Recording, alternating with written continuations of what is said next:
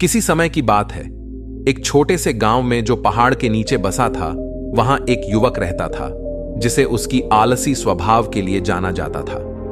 बाकी गांव वाले खेतों और कार्यशालाओं में मेहनत कर रहे थे, पर वह युवक हर दिन एक पेड़ के नीचे लेटा रहता, सोता और सपने देखता रहता। एक दिन एक बुद्धिमान साधु गांव में आया। जब भी वह भिक्षा मांगने जाता, उसे वही युवक उस पेड़ के नीचे सोता हुआ दिखाई देता।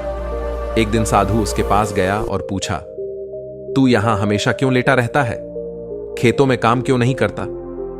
युवक ने बेपरवाह होकर जवाब दिया, अरे मुझे सोने दो, खेतों में काम करना बहुत मुश्किल है, मैं वो नहीं कर सकता। फिर वह फिर से लेट गया। युवक की आलसी देखकर साधु ने पूछा, क्या तुम अमीर बनना चाहते हो? यह सुनकर युवक का दिलचस्पी जगी। उसने बैठते हुए कहा, हां बिल्कुल, क्या तुम मुझे अमीर बना सकते हो? साधु मुस्कुराया और पहाड़ की ओर इशारा करते हुए कहा, उस पहाड़ के पीछे एक गुफा है जिसमें एक कीमती हीरा है। अगर तुम उसे ढूंढ सको तो तुम हमेशा के लिए अमीर हो जाओगे। युवक बहुत उत्सुक था, लेकिन हिचकिचाते हुए बोला, लेकिन पहाड़ पर चढ़ना बहुत कठिन है। साधु ने जवाब दिया, अगर तुम यह भी नहीं कर सकते तो इसे छोड़ दो। वह जाने लगा, लेकिन युवक ने उसे रोका और कहा, रुको, मैं जाऊंगा। क्या तुम सच कह रहे हो? साधु ने उसे आश्वासन दिया, हां, लेकिन गुफा पहाड़ के दूसरी तरफ है, इसलिए वहां पहुंचना आसान नहीं है। युवक हीरा जानकर उत्साहित हो गया और अपनी यात्रा शुरू की। उसने पहाड़ पर चढ़ना शुरू किया। चढ़ाई कठिन थी और वह जल्दी थक गया, लेकिन ठंडी हवा और हीरे के विचार ने उसे आगे बढ़ाया। बहुत संघर्ष के बाद वह पहाड़ की चोटी पर पहुंच गया। वहां का दृश्य देखकर वह दंग रह गया और उसे सफलता का एहसास हुआ। अब उसे उतरना था, और उतरना और भी चुनौतीपूर्ण और खतरनाक था। वह कई बार स्टम्बल्ड और गिरा, लेकिन हीरे के वादे ने उसे आगे बढ़ने के लिए प्रेरित किया। अंततः वह गुफा तक पहुंच गया, लेकिन वह खाली थी।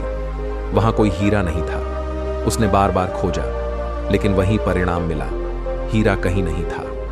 वह निराश हो गया और सोचने लगा कि साधु ने उसके साथ ऐसा क्यों किया। अब उसे वापस लौटना था, लेकिन अब उसमें पहाड़ पर चढ़ने का साहस नहीं था।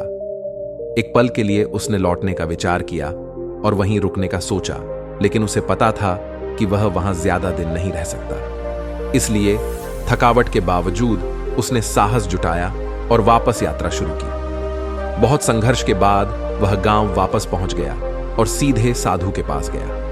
साधु ने उसे मुस्कान के साथ देखा और कहा, अरे तुम वापस आ गए हो? गुस्से और भ्रम में युवक ने कहा, तुमने मुझे क्यों झूठ बोला? गुफा में कोई हीरा नहीं था। साधु ने दया से उसकी ओर देखा और कहा, लेकिन मुझे लगता है कि तुमने हीरा पा लिया है। युवक कंफ्यूज्ड हो गया। साधु ने आगे कहा, मेरे प्यारे दोस्त, तुमने मेहनत का हीरा पाया है। पहले तुम खेतों में काम करने के लिए भी बहुत आलसी थे, लेकिन अब तुमने एक पहाड़ चढ़ा है और वापस आए हो। अब तुम मेहनती और सक्रिय हो गए हो। यही असली हीरा है।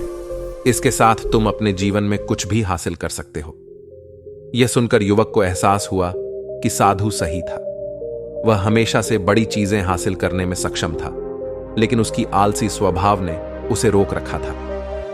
अब उसे समझ में आया कि उसके पास मेहनत का हीरा है, और इस नए रूप में मेहनत और दृढ़ संकल्प के साथ वह अपने रास्ते में आने वाली किसी भी बाधा को पार कर सकता था। उस दिन से उसने अपने खेतों में समर्पण और मेहनत के साथ काम करना शुरू कर दिया। अगर हम अपनी जिंदगी में देखें तो हमें अक्सर आलस्य और टाल मटोल का सामना करना पड़ता है, और यह कहानी इसके पीछे के कारण को खूबसूरती से समझाती है। आलस्य का मुख्य कारण प्रेरणा की कमी है। जब लोगों के पास अपने जीवन में कोई स्पष्ट उद्देश्य या लक्ष्य नहीं होता तो वे आलसी हो जाते हैं। कहानी में युवक शुरुआत में आलसी था, लेकिन जब साधु ने उसे हीरे के बारे में बताया तो उसे पाने की प्रेरणा मिली। इसी तरह जब हम अपने जीवन में कोई लक्ष्य नहीं रखते हैं तो हम निरुत्साहित महसूस करते हैं और आलसी हो जाते हैं। लेकिन एक लक्ष्य और उसे हासिल करने की मजबूत इच्छा होने से हमारी आलस्य गायब हो जाती है और हमें हमारे उद्देश्यों की ओर काम करने के लिए प्रेरित करती है। आलस्य का एक और कारण आसान विकल्पों का होना है। युवक अपने गांव में आरामदायक था। क्योंकि उसे खाने और आश्रय की आसान पहुंच थी। लेकिन जब वह पहाड़ के पार गया तो उसे एहसास हुआ कि वह वहां बिना मेहनत के ज्यादा दिन जीवित नहीं रह सकता। ये विकल्पों की कमी उसे कार्य करने के लिए मजबूर कर दी। हमारी जिंदगी में भी हम अक्सर खुद को धकेलने में असफल हो जाते हैं यदि हमारे पास आसान विकल्प होते हैं। यदि हम खुद को ऐसे हालात में डालते हैं जहां सफलता एकमात्र विकल्प हो, तो हम आलस्य को समाप्त कर सकते हैं और अधिक दृढ़ निश्चय बन सकते हैं। आलस्य का तीसरा कारण अपनी क्षमताओं को न पहचानना है। युवक कभी नहीं मानता था कि वह पहाड़ चढ़ सकता है और वापस आ सकता है। जब उसने यह किया तो उसका आत्मविश्वास बढ़ा और उसने अपनी क्षमताओं को पहचाना। यह दिखाता है कि हम सभी में छिपी क्षमताएं होती हैं, लेकिन हम आलस्य और टाल मटोल के कारण उन्हें खोजने में असफल होते हैं। जब हम खुद पर विश्वास करना शुरू करते हैं तो हम कुछ भी हासिल कर सकते हैं। कहानी में दिखाए गए मेहनत का महत्व व्यक्तिगत विकास और सफलता के लिए बहुत महत्वपूर्ण है।